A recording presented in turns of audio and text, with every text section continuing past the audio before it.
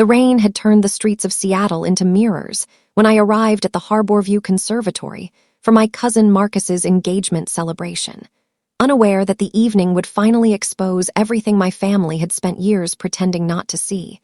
And the moment I stepped beneath the glass ceiling, I spotted my father, Everett Hale, surrounded by investors and relatives, laughing as though he owned every conversation in the room. When he noticed me standing near the entrance in a simple navy dress, he lifted his champagne glass and announced to the people beside him, "There's our family's independent spirit.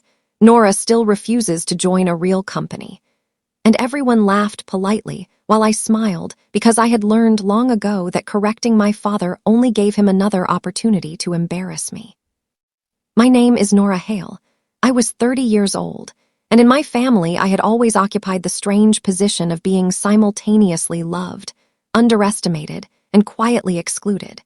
Because while my father and older sister Vivian had built prestigious careers in corporate finance, I had spent the previous 7 years developing something they considered little more than an expensive experiment. They knew I lived modestly, worked strange hours, and rarely attended their charity galas.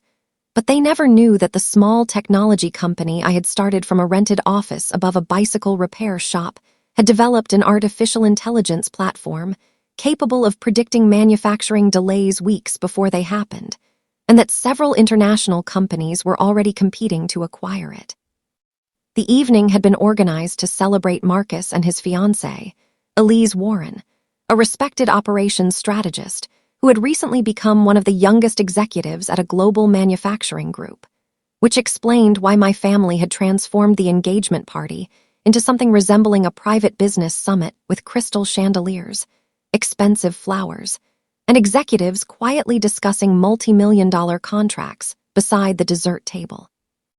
My mother, Lorraine, spent nearly an hour praising Vivian's promotion and Marcus's investment career, while occasionally glancing at me with the sympathetic expression people reserve for someone they believe has wasted their potential, until she finally turned to Elise and said, "Nora has always been creative, although we still hope she eventually finds something stable."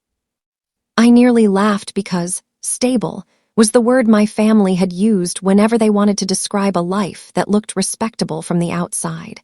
And when Elise politely asked what my company actually did, Marcus interrupted before I could answer and said, "Nothing you need to worry about, Elise. She builds software for warehouses, or something like that," before my father added with a grin. "She calls herself an entrepreneur, but between you and me, she mostly calls herself an entrepreneur while everyone else builds the real economy."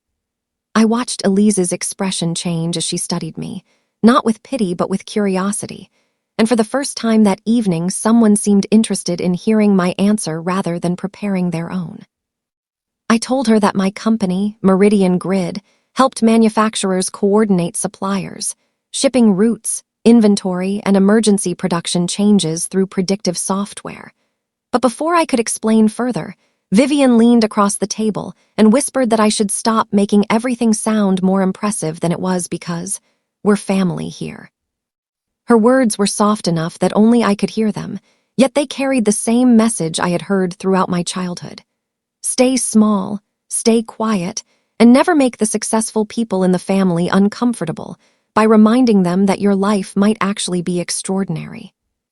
3 months earlier, those same people had refused to attend the opening of Meridian Grid's new headquarters because my mother claimed everyone was too busy preparing for Marcus's engagement.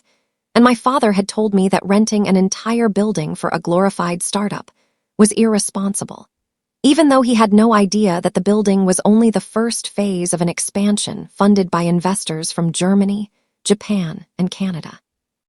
What they also did not know was that I had recently rejected 2 acquisition offers because I wanted Meridian Grid to remain independent, and I had done so while negotiating a strategic partnership that could make the company one of the most valuable logistics technology firms on the West Coast. Then came the moment that changed the entire night, because halfway through dinner, Elise received a message on her phone, read it twice, and suddenly looked directly at me before asking, "Nora, is Meridian Grid your company, or is there another founder with the same name?" The conversation stopped so abruptly that I could hear rain tapping against the glass roof. And when I quietly answered, "It's mine," Elise pushed her phone across the table and showed me an industry report announcing that Meridian Grid had just secured a confidential government-backed infrastructure contract that analysts believed could transform the company's valuation. My father reached for the phone, still wearing the confident smile he used whenever he believed someone else was exaggerating. But his expression disappeared as he read the article because the report also mentioned an unnamed founder known in industry circles as the architect behind the silent logistics revolution. A title my investors had given me because I had deliberately kept my identity out of the media while negotiations were underway. Vivian stared at me as though she were meeting a stranger. Marcus stopped eating altogether, and my mother finally asked the question none of them had thought to ask in 7 years. "Why didn't you ever tell?" Looked around the table and realized the answer was painfully simple, because every time I tried to tell them about my progress, they changed the subject, questioned my decisions, or compared me with someone they considered more successful. So eventually I stopped bringing my achievements home at all. "I didn't hide my life from you," I said calmly. "I just stopped offering pieces of it to people who kept turning them into reasons to criticize me." And for once my father had no clever response, no sarcastic joke, and no speech about how difficult it was to watch his youngest child struggle. But the biggest surprise came when Elise placed her phone beside her plate and admitted that her company had been trying to reach Meridian Grid for almost a year because they desperately needed the exact technology my family had spent the entire evening mocking. And she had been asked to negotiate a strategic partnership with the founder, personally, without knowing that founder was sitting 3 seats away from her. "Nora, we sent 6 proposals," she said, almost laughing at the absurdity of it. "And your legal team rejected everyone because your company wanted independence. Do you realize how many executives have been trying to get 5 minutes with you?" I stood slowly, not because I was angry, but because I suddenly understood that I no longer needed their approval, and I told Elise that I would be happy to arrange a meeting with her team through my office on Monday, while my father watched me with an expression I had never seen on his face before: uncertainty.